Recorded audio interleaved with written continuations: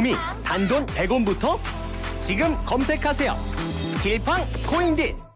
오늘은 또 뭘 먹을까? 점심 전쟁, 메뉴 전쟁, 출출하니 킹콩킹콩 입맛 도는 킹콩킹콩 보는 순간 구집에서 배부르네 킹콩킹콩 매일매일 같은 메뉴 바꿔보자 회식 장소 신상가득 무한리필 킹콩 킹콩하면 부대찌개, 부대찌개하면 킹콩. 킹콩 부대찌개.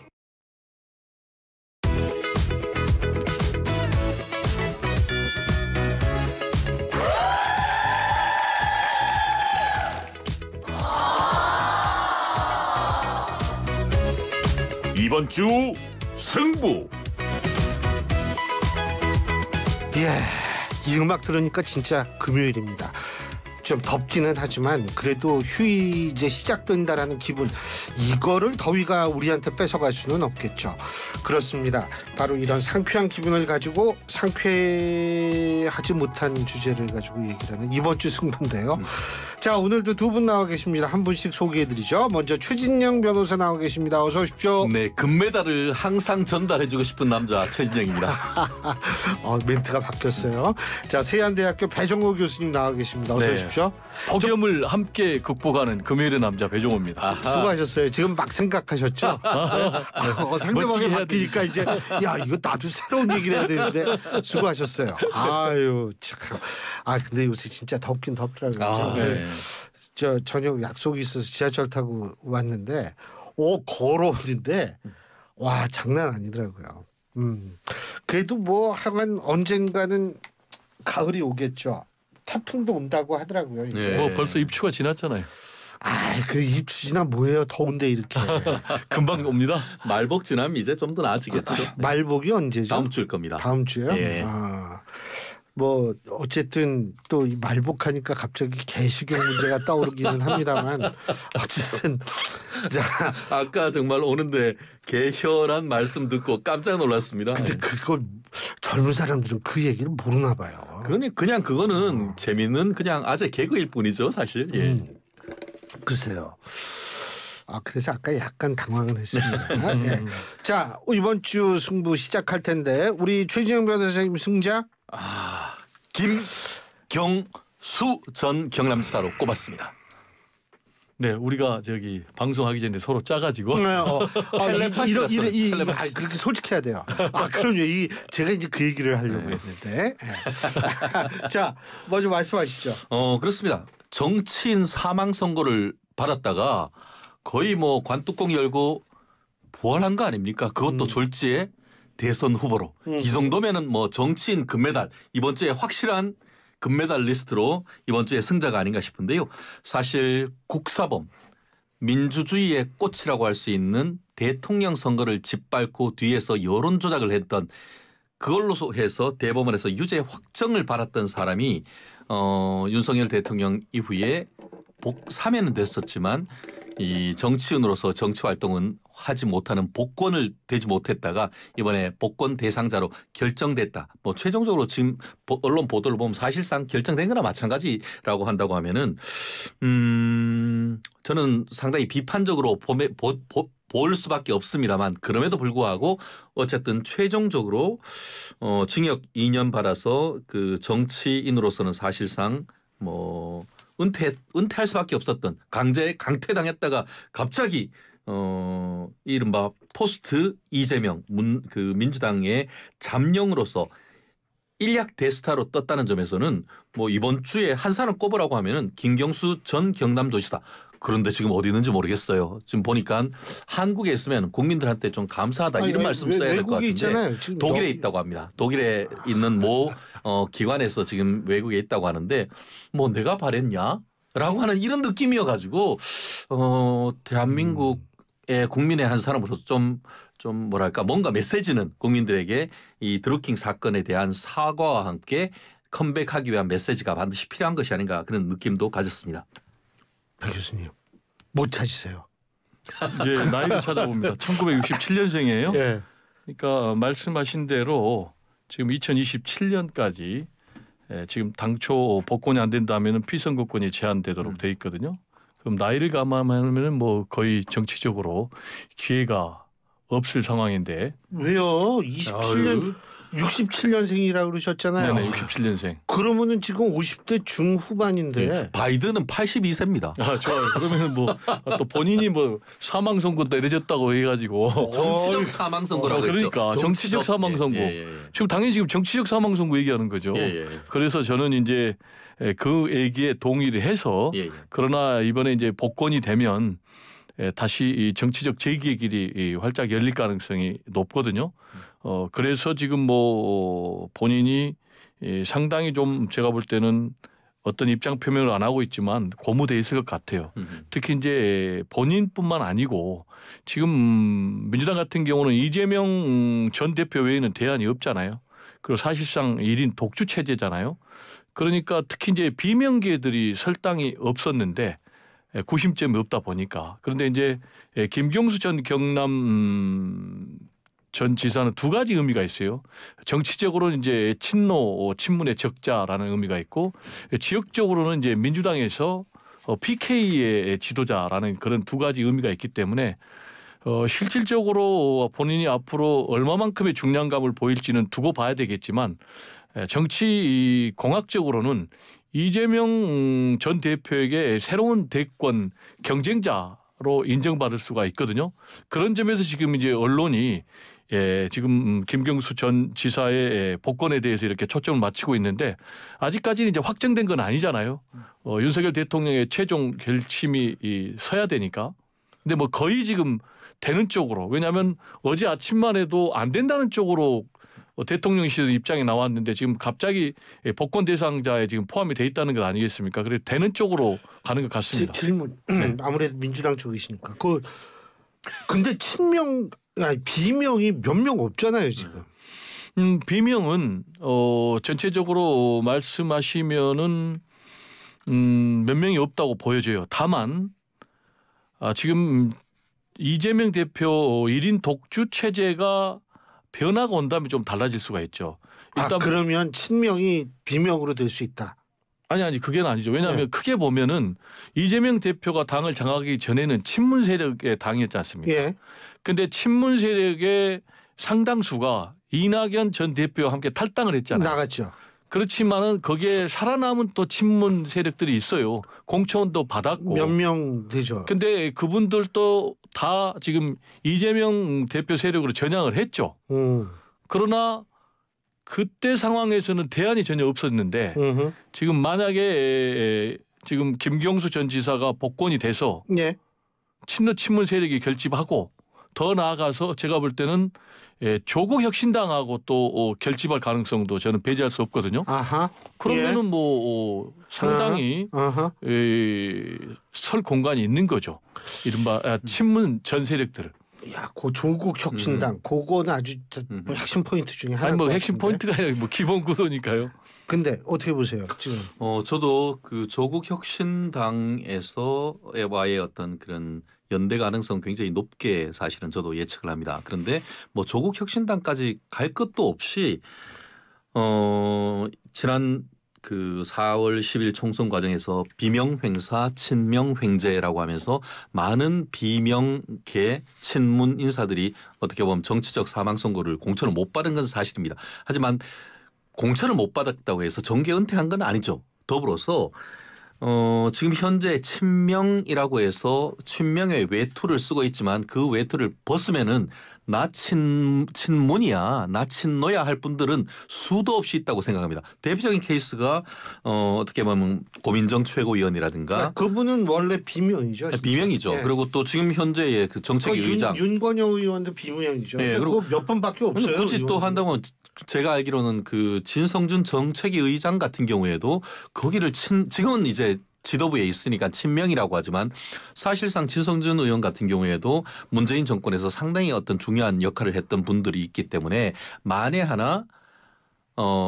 이재명 전 대표, 이재명 후보의 사법 리스크가 현실화돼서 실형 선고가 되거나 아니면 실형 선고가 돼서 구속은 안 된다 하더라도 유죄 판결이 지속적으로 나온다고 하면은 한마디로 정치인들 냄새에 민감한 것 아닙니까? 내 살 길 따라서 이합지산할 가능성이 있고 더불어서 아까 얘기했던 지금 조국당의 조국당 대표도 예컨대 이번 그 오늘까지 있는 사법부 법정 휴정기 끝나고 9월달 대법원 판결 선고 잡을 수도 있어요. 그렇게 되면은 그냥 조국 당의 12명이 한 졸지에 그냥 11명이 되고 물론 뭐 그 승계는 하죠. 거기에 대장이 없어지는 거죠. 만에 하나 이 케이스에서 지금 독일에서 한국으로 들어오는 시점과 대법원에서 이 조국 대표에 대한 유죄 확정 판결 선고 기일이 비슷한 시점에 한다고 하면은 그것을 계기로 해서 야권발 정계 개편도 이루어질 수 있는 그런 부분이 있기 때문에 앞으로 이번에 어떻게 보면은 그 8월 15일 날 있는 사면 복권이 야당발 정계 개편의 하나의 불씨가 될 가능성 전 높게 봅니다. 근데 왜 정치인들이 그렇게 독일을 많이 가는지 모르겠어요. 네? 뭐 독일은 김두관 지금 후보도 후보. 가서 왜냐면 이제 많이 독일에 가요, 많이. 아니 뭐 교수님도 독일에서 공부하시잖아요. 저는 10년 동안 그냥 거기에 유학한 거고. 근데 이게 미국 아니면 독일 가죠. 정치인들이 이렇게 독일을 많이 가더라고요. 일단 이제 김경수 전 지사는 정치적으로 크게 세 가지 선택지가 있을 것 같아요. 네. 당장은 이제 재보궐 선거를 통해서 본인이 이제 정치적 기반을 다질 수가 있고요. 그리고 두 번째로는 2026년 경남 도지사 선거에 출마할 가능성이 있고요. 내년 4월이죠. 재보궐선거. 그죠? 그렇습니다. 그렇죠. 아, 예. 네, 네. 국회의원 얘기하시는 네. 그리고 세 번째로 이제 2027년 대선에 직접 도전하는 이 세 가지 선택지가 있는데 일단 말씀하신 내년 4월 재보궐 선거를 통해서 국회 입성을 하려면 민주당으로 나갈 거예요. 그러면 이제 민주당에서 공천을 받아야 당연히 되거든요. 그쪽으로 나가겠죠. 네. 꼭 그렇지는 않은 게 이제 조국 변수가 조국 당. 있으니까. 네. 일단 제가 볼 때는 1순위는 민주당에서 공천 받아서 나가는 게 근데 그 틀림없죠. 새로운 미래가 좀 기분 나빠하지 않겠어요? 이제 새로운 미래는 결국 흡수되는 수밖에 없을 것 같고요. 정계 개편. 그런데 재보궐 선거를 통해서 국회 입성하기 위해서는 민주당으로 나간다면 이재명 지금 전 대표가 당 대표가 될 가능성이 매우 확실시되고 있기 때문에 결국 이재명 대표의 협력을 얻어야 공천을 받을 수가 있어요. 이게 하나 있고 두 번째 경남 도지사 선거를 나간다 해도 결국은 사실상 지방선거 공천권도 이재명 대표가 지니까 이재명 대표 협력을 받아야 돼요. 그러니까 여기서 중요한 거는 이재명 대표가 1번과 2번의 도전에 협력을 할 것인가 라는 게 이제 변수고요. 관건이다. 네. 그리고 만약에 1번과 2번이 잘 안 된다 그러면 본인이 자력으로 몸집을 키워가지고 2027년 대선에 직접 도전하는 그래서 이것도 민주당에서 이재명 대표하고 직접 대통령 후보 경선을 하는 방법이 있겠고, 네. 또 그래서 이 경로와 관련해서도 상당히 또 세 가지가 있어요. 셋 중 경로가 또. 네, 왜냐하면 첫 번째 민주당 내에서 경선하는 방법이 있어요. 예. 그렇죠? 아니면 독자 창당하는 방법도 있어요. 예. 근데 독자 창당은 명분이 좀 없을 것 같아요. 그 본인이 뭐 친문의 적자다 그러는데 민주당 벗어나가지고 창당해가지고 명분도 없고 성공 가능성도 없고 그리고 세 번째는 아까 얘기했지만 조국 혁신당하고 협력을 해가지고 본인이 길을 열 수가 있을 것 같은데 가장 중요한 것은 과연 김경수 전 경남지사가 그 정도의 정치적인 중량감이 있느냐의 문제예요. 제가 볼 때는 가능성은 매우 높은데 그래서 이제 어쨌든 복권이 되면은 여론조사를 할 것 같아요. 대선 주자로서. 그렇죠. 그러면 이제 거기 들어가죠. 지지율이 제가 볼 때는 5%를 넘으면 미래가 새로운 있죠. 주자로 좀 뜰 가능성이 있는데 아하. 1, 2%다? 그러면 미래가 없을 것 같습니다. 근데 셋 중에 뭐가 그러니까 여론조사를 보면서 이제 좀 우리가 또 얘기를 하면 되겠죠. 그렇죠. 근데 이분과 관련해 가지고 그 좋은 어떻게 보면 앞으로의 어떤 로드맵인 것 같습니다. 하지만 여기에서 제 개인적으로 생각하기에 배 교수님께서 놓치는 부분이 있다. 그게 바로 이재명 대표의 사법 리스크다. 아까 얘기한 것처럼 세 가지 시나리오 중에 첫 번째 내년 재보궐선거 이 사안과 관련해 가지고는 이재명 대표가 저는 봤을 때 그 내년 4월까지는 어쨌든 이 그 공천장에 도장 찍을 권한은 제가 봤을 땐 충분히 있어 보입니다. 그렇지만 그 뒤에 있는 2026년까지의 지방선거와 관련된 공천권을 행사할 수가 있느냐 한마디로 그때까지도 대법원의 사법 리스크까지가 확정될 가능성이 없느냐 했을 때는 저는 그렇지 않다고 봅니다.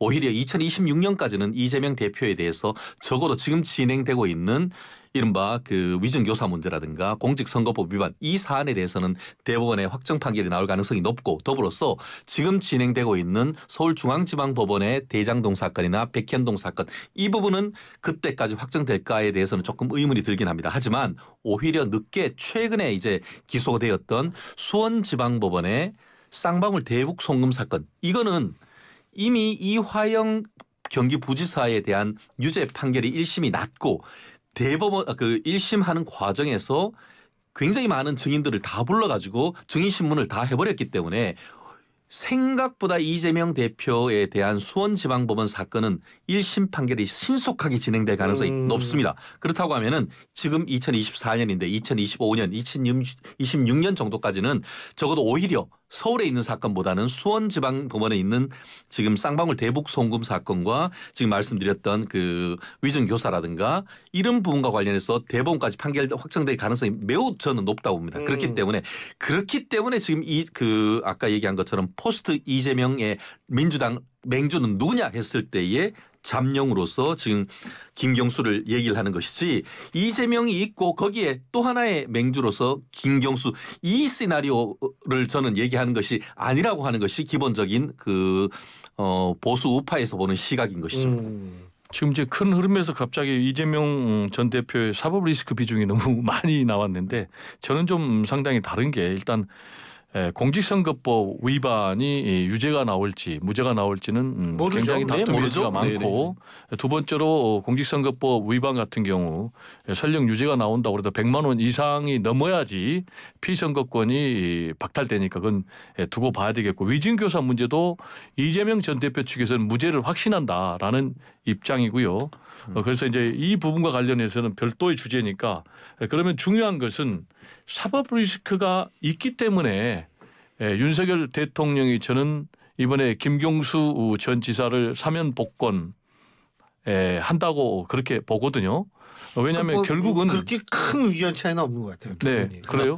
결국은 분열의 씨앗이 되라고 하는 건데 문제는 이게 분열의 씨앗이 될지 아니면은 민주당의 역동성과 경쟁력을 갖춰줄지는 그건 좀 두고 봐야 돼요. 저는 김경수 전 지사는 양날의 칼이다 이렇게 봅니다. 그래서 말씀하신 대로 이제 사법 리스크가 만약에 현실화될 가능성이 있잖아요. 뭐 1심 결과가 나온다면 그러면 아마 당연히 비명계에서는 봐라 사법 리스크가 현실화됐다. 그러니까 이재명 대표로는 안 된다. 그렇죠. 라고 하면서 그러면 우리는 새로운 주자를 찾자 라면서 그때 이제 김경수 전 지사도 원오브 댐으로 부각이 될 것 같아요. 윤석열 대통령이 이제 바로 이 부분을 노리고 제가 볼 때는 뭐 복권을 단행하는 쪽으로 가는 것 같은데 문제는 아까 말씀드린 대로 그렇게 갈 거냐 아니면 서로 선의의 경쟁을 해가지고 민주당의 어떤 역동성을 높이고 경쟁력을 높일 거냐 이 부분은 좀 앞으로 지켜봐야 된다라는 말씀도 드리고 싶습니다. 알겠습니다. 자, 3부는 여기서 줄이고 4부에서 계속 얘기 나눠보죠. 신율의 뉴스 정면 승부 4부 시작합니다. 이번 주 승부 계속할 텐데요. 지금 이 자리에는 최진영 변호사, 세안대학교 배종우 교수 두 분과 함께하고 있습니다. 자, 이제 패자로 넘어가야겠습니다. 패자 조국. 네, 조국당 대표입니다. 예. 왜 조국 요새 무슨 실패할 만한 게 없을 것 같은데? 예? 우리가 농사 중에 제일 중요한 게 자식 농사 아닙니까? 네, 자식 농사. 한때는 정말 남부럽지 않은 자식 농사를 지었던 것 같습니다. 왜냐? 우리 보통 사람들의 이 자식 키울 때 잘 정말 열심히 좋은 대학교 보내가지고 아들 하나 판사시키고 딸 하나 의사시키고 싶은 게 우리 보통 사람들의 어떻게 보면 자녀 계획 아닙니까? 이분은 자기들은 서울법대 교수. 아니고 꿈이죠. 꿈이죠, 꿈. 근데 그건 보통 사람의 꿈을 다 이뤘어. 근데 알고 봤더니만 이게 뒤에 사기네.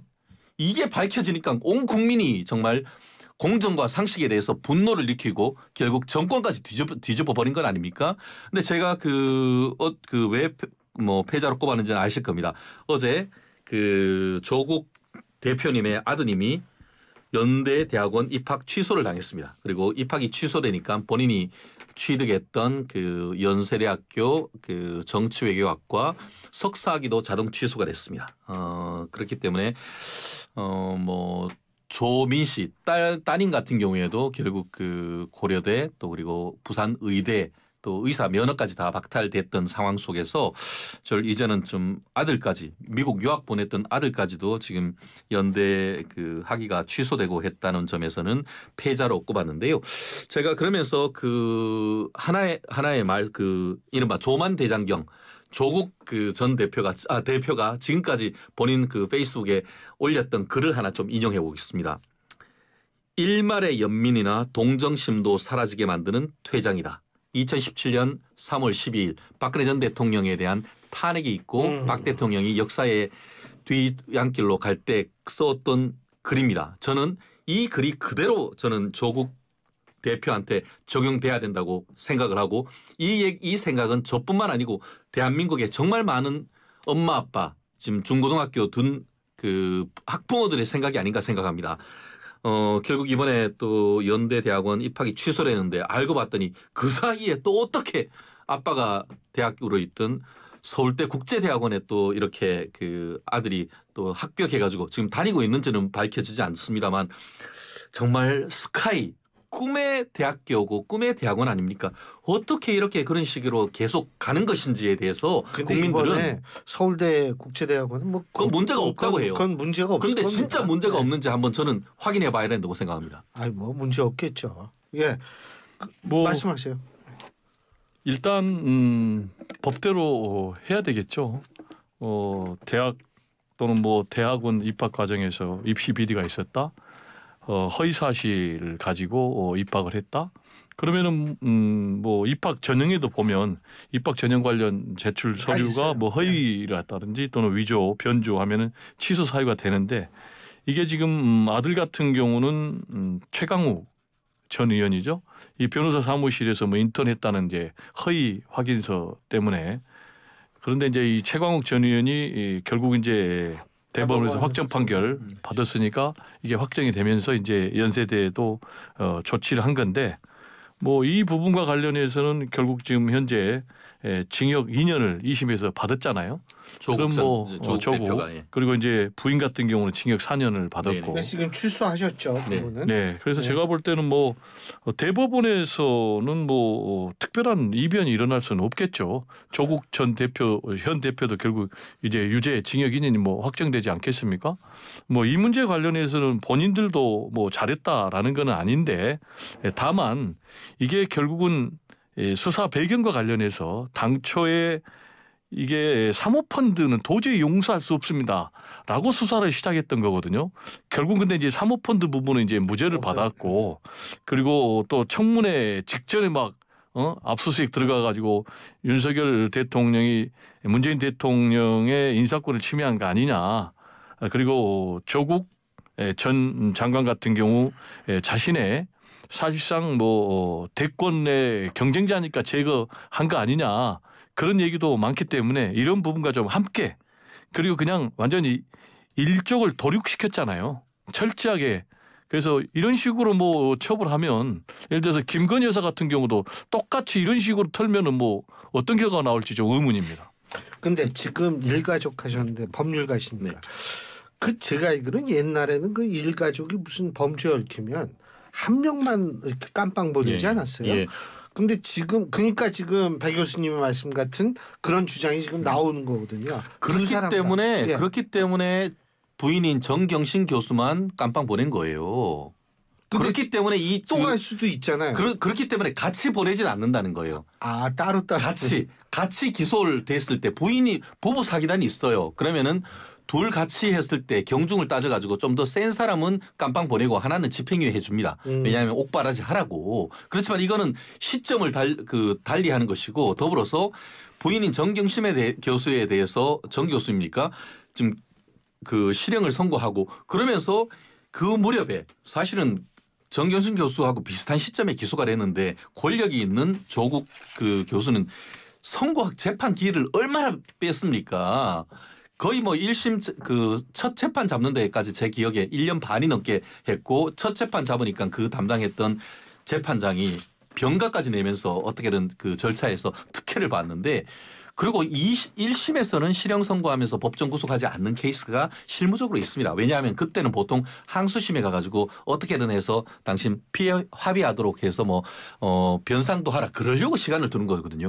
그런데 항소심 가가지고 실형 선고하면서 구속하는 거는 제 변호사 그 경력 한 20년 동안 적어도 제가 과문한 탓입니까? 본 적이 없습니다. 매우 이례적인 것이에요.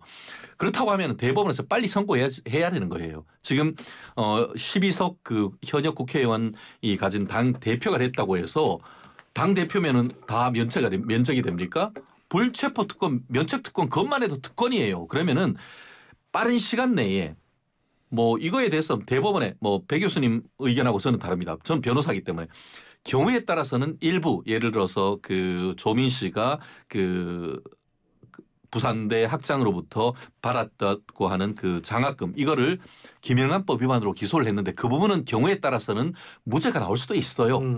근데 그게 설령 일부 파기환송돼서 무죄가 나온다 하더라도 대법원은 빠른 시간 내에 그것이 맞는지 아닌지 판결을 선고해 줘야 된다는 취지에서 저는 대법원에서 어떤 역할이 신속한 재판을 해야 된다는 거죠. 저는 지금 사실은 제 뭐 법인에도 그 법원장님 출신 변호사님들이 좀 계십니다만 기존의 대법원의 어떤 관행에 비춰봤을 때는 빠른 시간에 나올 가능성은 높진 않다라고 합니다. 그렇지만 지연된 정의는 정의가 아닙니다. 최근에 얼마나 그런 부분에 재판 지연에 대한 비판이 큽니까? 그렇다고 한다고 하면은 이 부분에 있어서는 지금 교수님 말씀처럼 조국이 무죄면은 무죄 여부를 판단해 주면 되는 겁니다. 오히려 거꾸로 유죄면은 빨리 유죄 선고하고 빨리 그 구속시킴으로써 사법 정의를 지켜야 되는 것. 그게 바로 법원이 갈 길이라고 봅니다. 예. 제가 조국 대표가 무죄라고 한 적은 유죄라고 했죠. 오히려 유죄. 저는 무죄일 수도 있다는 걸 열어놓고 얘기한다는 그런 말씀이에요. 제가 뭐 그렇고 예. 일단은 플러스 주심이 보니까 그 말씀하시고 플러스 패자도 말씀해 주시고 네. 말씀하세요. 주심이 이제 엄상필 대법관이에요. 이분이 이제 정경심 교수 서울고법에 있을 때 징역 4년을 선고한 그런 분이어가지고 이분에 대해서 지금 뭐 재판부 기피 신청할 수도 있다. 라는 이제 그런 얘기도 있기 때문에 대법원도 그 기피 신청이 예, 그러더라고요. 그래서 이제 이게 과연 그렇게 할지 만약에 그렇게 한다면은 뭐 대법원 재판 선고가 더 늦어질 가능성도 있다라는 말씀을 좀 드리고요. 저는 이제 패자를 자기도 모르게 통신 조회 지금 야권 또 그리고 언론 단체에서는 통신 사찰이라고 합니다. 이 검찰의 통신 조회를 당한 3,000명의 정치인, 야당 정치인입니다. 그리고 또 언론인 그리고 일반 시민들을 꼽았습니다. 예. 근데 그 3,000명은 여러 가지 설이 좀 있기는 있습니다만 확실한 대체로 거는 이제 의원하고 변호사가 아니라 보좌진들까지 합하면 100명은 넘는 것 같더라고요. 예. 근데 그걸 꼽으셨다. 예. 그거 어떻게 보세요? 그 이유를 좀 말씀해 주셔야죠. 네. 이유를 이유 말씀하세요. 이유가 중요하죠. 그렇게 이제 질문해 주니까 더 좋네요. 역시 제가 안 하는 걸 또 이렇게 도와주시고 예, 말씀하세요. 매너가 너무 좋아요. 이제 첫 번째로 훌륭해요. 3,000명인지 아닌지는 뭐 정확하게 확인해봐야 되겠지만 대체로 나도 받았다. 라는 사람들을 하면 이제 언론 보도에 따르면 3,000명 정도 된다고 해요. 그런데 이게 지금 윤석열 대통령의 명예훼손 사건과 관련된 거거든요. 그런데 이게 이렇게 3,000명이나 이게는 뭐 확인되지 않고 뭐 하여튼 100명은 넘어요. 네. 또 제가 볼 때 1,000명은 넘은 것 같아요.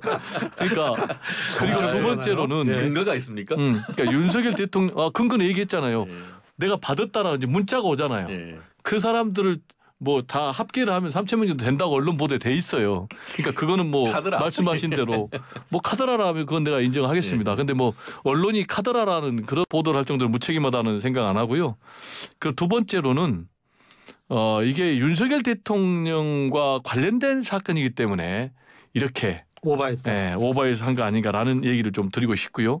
그리고 원칙적으로는 이 통신 이용자 정보를 조사를 하면 30일 이내에 통지를 해야 되거든요. 그런데 이 사람들 같은 경우는 7개월이나 시간을 끌었다고 해요. 법적으로 7개월은 위반. 법적으로는 7개월까지 끌 수 있습니다. 3개월 이렇게 2회까지 할 수 있으니까. 그런데 문제는 이 사이에 4월 10일 총선이 있었거든요. 그래서 그거를 검찰이 정치적으로 의식해서 고려해서 한 거 아니냐라는 거 하나. 그리고 마지막으로는요. 이게 현재 법상으로는 가능합니다. 그런데 검찰이 권한을 남용해도 통지할 수단이 없어요. 왜냐? 전기통신사업법에서 수사기관 요구하면 줘야 되니까. 근데 이 내용이 통신 이용자 정보거든요. 여기에 보면 가입자 이름, 주민번호 등이 다 있습니다. 그러면 언론인 같은 경우 거기 다 나오거든요. 그러면 언론인의 제1의 생명이 뭐냐면 취재원 보호거든요. 그럼 취재원이 다 노출된다는 거예요. 그리고 두 번째로 정치인 같은 경우는 누구하고 통화하는지 다 나오면 결국 이게 정치 사찰로까지 번질 수 있기 때문에 매우 심각한 문제고 자기도 모르게 이런 조회를 당한 사람들은 피해자다. 제가 이렇게 선택한 것입니다. 그렇습니다. 2017년 대선에 드루킹이 있었다고 하면은 2022년 대선에서는 김만배하고 신학님의 가짜뉴스 사건이 있었죠.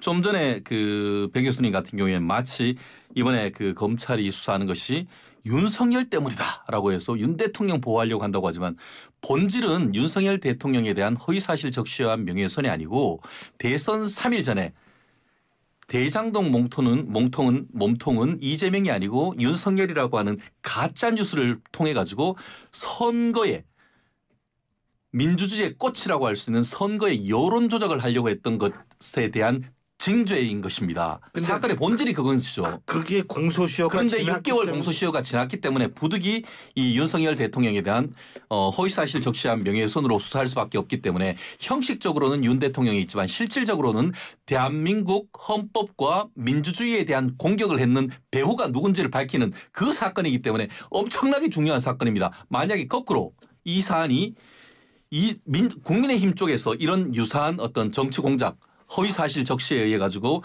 대선 3일 직전에 자기들이 6개월 전에 해놨던 것을 인터뷰를 짜깁기 해가지고 했다.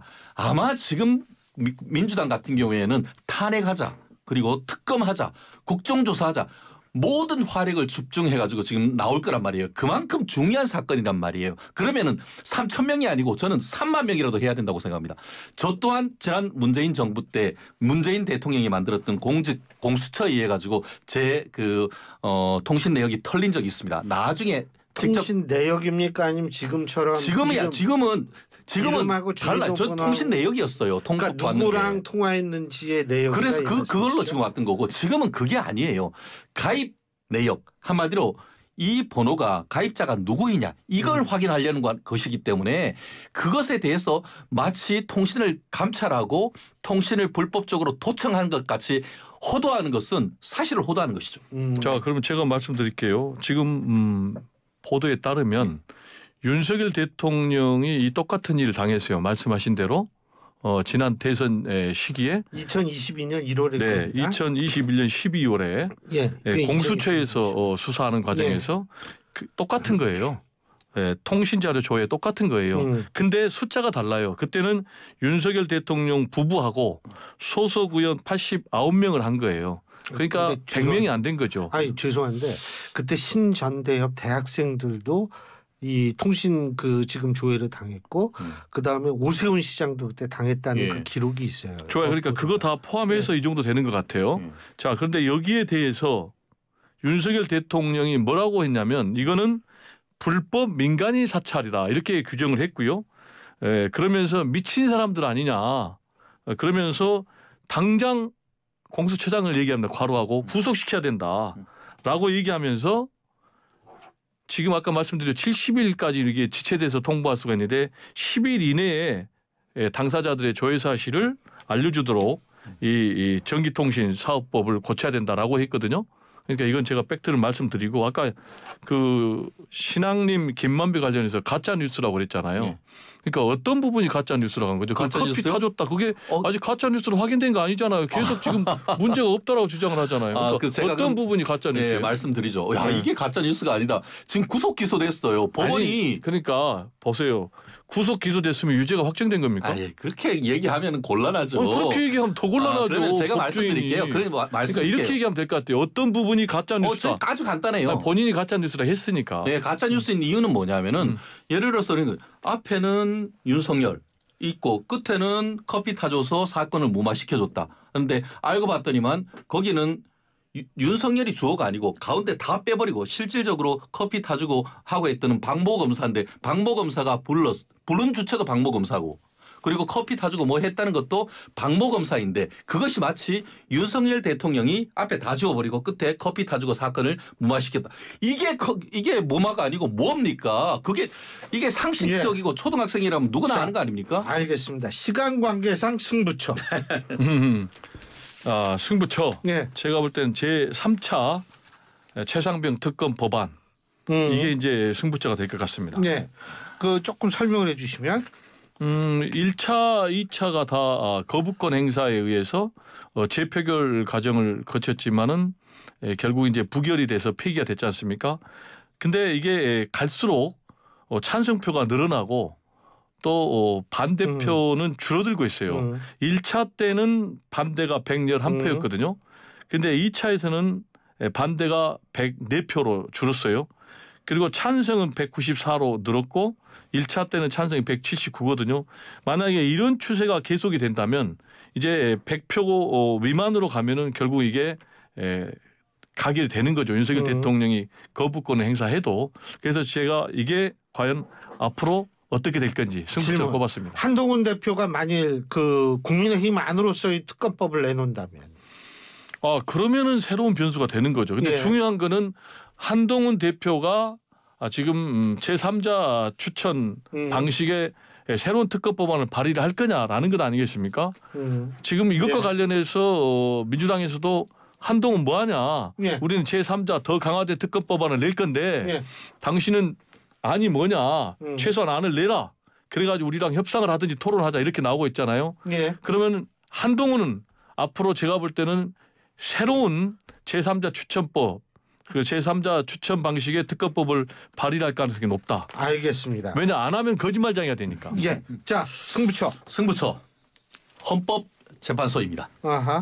예. 뭐 이유는 명확하죠. 지금 1일 1특검, 1일 1탄핵을 지금 민주당이 얘기하고 있고 아까 얘기했듯이 뭐 지금 최상병 특검 얘기하는데 더불어민주당을 줄여서 누구는 더민주라고 하는데 1일 더 악법, 1일 더 위헌법을 계속 내는 것 같은데요. 그에 대한 헌법재판소 판결이 빨리 나와야 됩니다. 그 지금 이진숙 우리 방통위원장? 방통위원장에 대해서 예전에는 부득이 어떻게 보면은 그 탄핵 의결하기 전에 사퇴를 했지만 이미 이제 중요한 결정을 한 이후에 이젠 정면 승부 뭐 신율의 정면 승부인데 정면 승부를 하기 위해서 헌법재판소로 갔습니다. 예. 진짜 민주당이 맞는지 국민의힘의 말이 맞는지 그 결정 정면 승부가 그 헌법재판소에서 이뤄져야 되는 것이고 문제는 다가오는 10월 달 되면은 네 분이 빠지죠. 네 분이 빠지는데 예. 한 분은 대통령이 그 추천하면 되는데 나머지 세 분 같은 경우에는 국회에서 추천해야 되는 예. 인물이어서